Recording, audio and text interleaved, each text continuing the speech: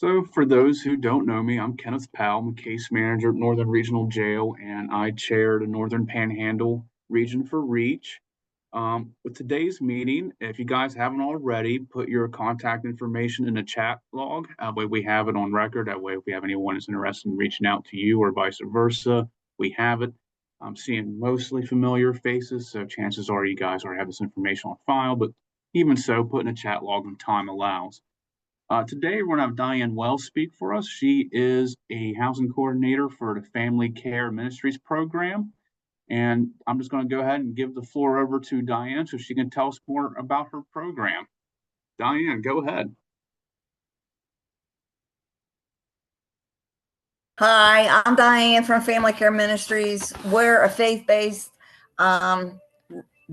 6 months residential treatment center for either alcohol, drug addiction, or any like life controlling issues whatsoever.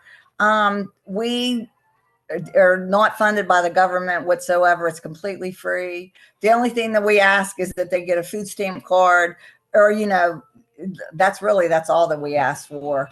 And they live here for 6 months, and they receive, like I said, it's faith-based.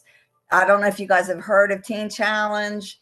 Back in the day, it was big. Now I think there is one in Princeton, West Virginia. That's where my pastor went. Anyways, it's based off of their model, and the kids, the students, we call them students, but they can be any age, like from 18 years up. I came in the program when I was 57. And they have classes in the morning from like 8:30 in the morning until 12:30. Then we do like work skills and ethics training in the afternoon.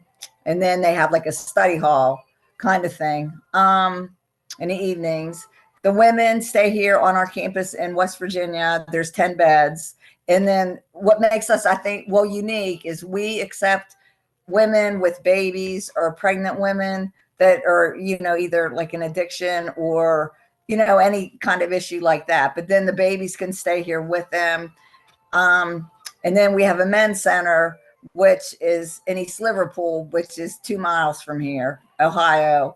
They come over for classes every day in the morning, and they're here until 8 o'clock at night. We have chapel on Wednesdays. We have church on Sundays. We do like evangelical services, or where, I've been doing a lot of outreach down in Wheeling, but just recently up in Salem, Ohio, but then through the upper Hancock, Brooke, and Ohio counties in West Virginia. And if you guys have anybody, we'll come get them. We'll do whatever is needed for that person. All their needs are met here: food, clothing, toiletries, whatever. But you know what, you guys, it changes people's lives. And you know what, I'm sure there's people that are in jail, that they're going to be released and there's nowhere for them to go. But it's not a homeless shelter, or, I hate this word, a flop house, but it's not anything like that. It's structured, it's scheduled. It teaches them, we get people that have never worked before, that they've been in the system their whole life, at age 29, and or even 35, whatever. They've never worked. They've never had a checking account, those kind of things. And they're here for 6 months, and then they can stay on for another 3 to 6 months, like a transitional phase, where we can try to get them jobs or get their license back. They can live here rent free, work, save money, and then try to get out on their own. But if there's anybody that you think that would be a good fit for us anywhere down in West Virginia, we've picked people up before. Parkersburg I know that's not real far from here, but in Parkersburg, one of our staff members is from. We went and got her, picked her up. Another one, she was 5 hours away, not in Bluefield. It was down that way in West Virginia. But if there's any person that you think would fit, that want to change their life, in a faith-based, with Jesus being the center, you know what, they're more than welcome. You could reach out to me. I'll put my phone number and stuff on there. If I knew how to upload, a file or what, one of my trifolds, I would. But anyways, that's really about it. Okay. Okay, does anyone have any questions for Diane?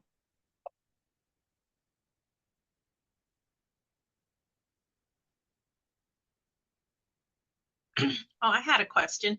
Is this just for women? Just a minute. No, we have a men's center and a women's center. The men's center, they do stay off campus, and there's 10 beds there. And then for the women's center, it's over here. We have 10 beds. So both. And we've applied for a couple grants through that opioid grant settlement. And we're hoping that we can start transitional housing here on campus so that they could, we'd have more room for families. We'd have more room that the men could come over here and live instead of having to drive back and forth every day. And we've taken, people that are like pre-trial or even after they're like to come to us in lieu of conviction. You know what I mean? Sometimes they have an ankle bracelet on and sometimes they don't, but we're not a lockdown facility. But yeah, we take men and women. Awesome. Thanks. I'll look forward to getting your number. Okay. All right. Thank you. You know what? The girl, Elizabeth, I met your probation officer when I was in court one day down in Hancock County. I don't know his name. I can't remember it. Jen told me his name, but I forget what it was. But he was a probation officer, and I gave him our information. Okay. Okay. I don't know that I've met our probation officer. Well, well, good for me. Yeah. Yeah. Well, anyways, I know someone down there. That's all I know. Oh, thanks. All right. Okay, so I do have a question. I already know the answer, but I think it's important for other people to know. So when a person completes your program at the 6-month mark, what happens there? Is there an aftercare module, or are they allowed to stay if need be? How does this work? Yeah, they can stay like from 3 to 6 months afterwards, like a transitional phase. They can get a job. We'll work on getting their license. They're like any legal stuff that they haven't taken care of. We'll try to help them with that.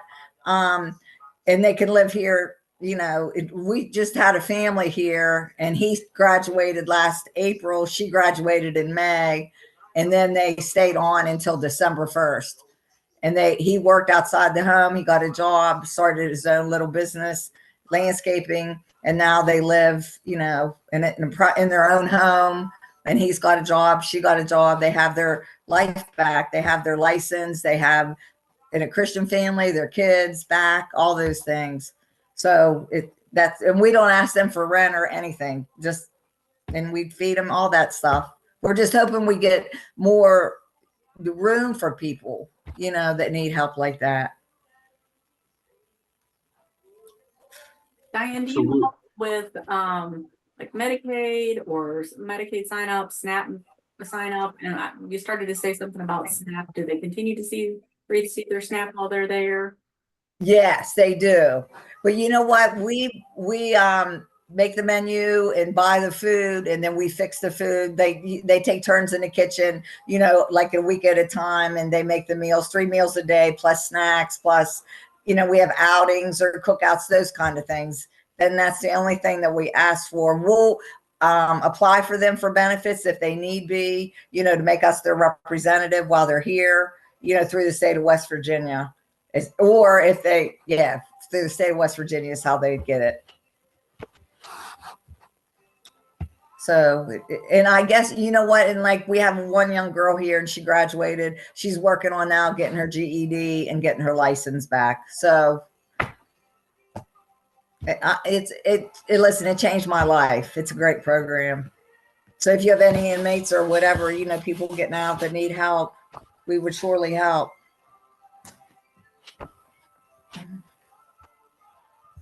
Excellent. Does anyone have any other questions for Diane?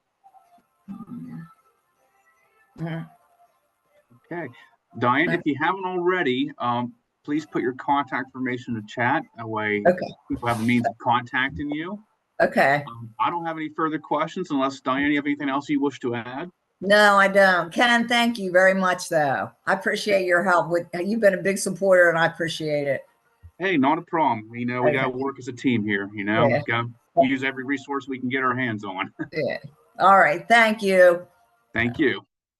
All right, guys. I think that's gonna, conclude it for us. Mrs. Wells put her contact information now, so once she does that, I'll go and close out. But if anyone has any questions for me, by all means, ask or put in the chat, and I'll log us out in a couple minutes here. But it's good seeing you all, and we'll see you next month. Trying to remember who the speaker is for next month. I have to look at my schedule. I can't recall, but I know we have one lined up. So, Kenneth, I'm going to drop in the chat and then I'll also email it out. Elizabeth, I see you're with the FRN, so I got some other information with a whole bunch of events that are happening in the next month or so from, well, you got it too. So, but I'll drop it in the chat for anybody else that is interested in any of those events, and then I'll send it out in email too. So, yeah, I don't know if anybody else has any events going on, but I also wanted to just say goodbye to everybody. That you guys are my last reentry council. So thank you for everything, and I appreciate everybody that's been here and supported me. So Trisha, I mean, I don't know if you would know this or not, but who will be hosting these meetings now that you're departing? I don't know that yet. I don't know if Heather will take them over. I don't know if Terry will take them over. I don't know that they will hire somebody. I really honestly do not know that yet. Okay, no big. I'll just reach out to Bev, see what she says. That way we're all on the same page. Yeah. But yeah, I'll miss working with you for sure. Well, I appreciate it. You guys have all been great and supportive of not only me, but of the reentry councils, and things like this is just, this collaborative effort of helping so many people, and getting to meet people. Ashley and I met each other, almost 3 years ago, probably. And then, I don't know, we just have all come together. So thank you for all of your support. And where are you headed after this? I live in Kentucky. So I will be staying in Kentucky to work, with Kentucky Jobs, or it's Kentucky JAG, KYJAG. So it's like a jobs after graduation or an out of school youth program. So kids that are, neither GED or they don't know what they're going to do after they graduate. So just kind of a caseworker manager kind of thing for that. I worked in higher education. I work for Kentucky Adult Education now part-time. So it kind of fits with what I've done in the past. My masters are in adult and higher ed and school counseling. So it actually ties in with what I went to school with. Well, God bless you. Well, Good luck. Thank you. So I appreciate it. Trisha, we will miss you. Thank you. I appreciate everyone. And Ken, I think I'm the presenter next month. I'm pretty sure I am with Northwood. Yeah. All right, I'm pretty sure you are too. I can't remember if it was you and then someone else, or if you were the month after. But I knew it was one of the two. It's been a heck of a week. I've been in training block all week, so my brain's pretty much fried right now. But yeah, looks like everyone's got their information in the chat now. Chris is uploading these flyers here, so if anyone wants to take a gander at that, those are available. It has all of the events we have going on for this year. Can you spell those out to everyone? Yes. Yep. I will email those here in just a few minutes. That'd be great. Thank you. Yeah, you're welcome. And then, we have a Facebook page, so you're always, look at that. We have Instagram. That's the WV Reentry Councils on Facebook. So I try and upload everything there too. All right. Well, it's good meeting. It's good talking to you all. I'm going to go ahead and log out here if no one else has anything else to add, but we'll be seeing you next month. All right. Bye. Later.